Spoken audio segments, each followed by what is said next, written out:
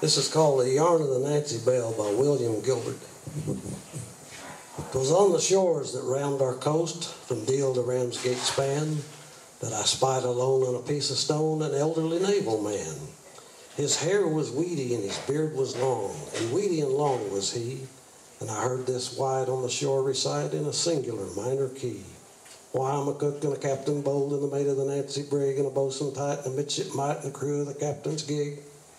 Then he shook his fist, and he tore his hair, till I really felt afraid, for I couldn't help thinking the man had been drinking, and so I simply said, "O elderly man, 'tis little I know of duties of men of the sea, but I'll eat my hand if I understand how you can possibly be at once a cook and a captain bold, and the mate of the Nancy brig, and a boatswain tight, and a midshipmite, and the crew of the captain's gig?"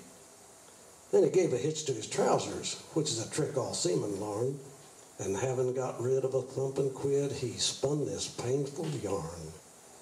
'Twas in the good ship Nancy Bell that we sailed to the Indian Sea, and there on a reef we come to grief, which has oft occurred to me, and pretty nigh all the crew was drowned. There was 77 a soul, and only 10 of the Nancy's men said, "Here," to the muster roll.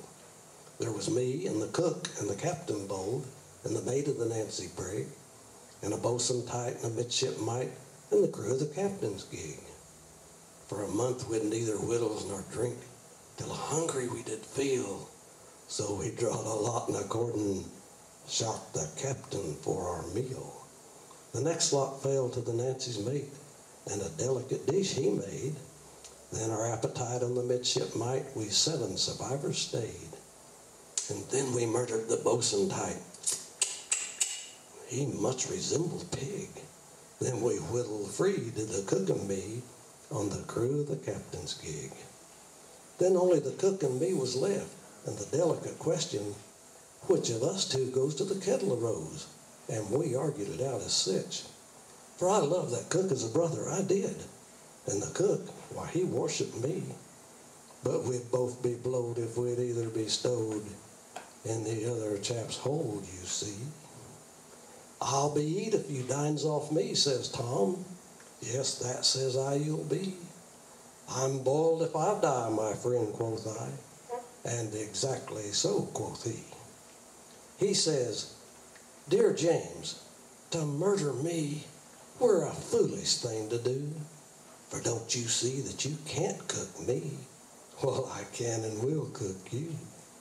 So he boils the water, and he takes the salt and pepper in portions true, which he never forgot, and some chopped shallot, and some sage and parsley too. "Come here," says he, with a proper pride, which his smiling features tell. "'Twill soothing be if I let you see how extremely nice you'll smell." And he stirred it round and round and round, and he sniffed at the foam and froth, when ups with his heels and smothers his squeals in the scum of the boiling broth.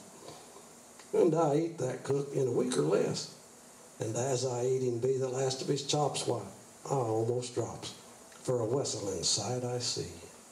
And I never lark, and I never play, and I never lark nor sing, but I sit and croak in a single joke I have, which is to say, "Oh, I'm a cook and a captain bold, and the mate of the Nancy brig, and a boatswain tight and a midshipmite, and the crew of the captain's gig."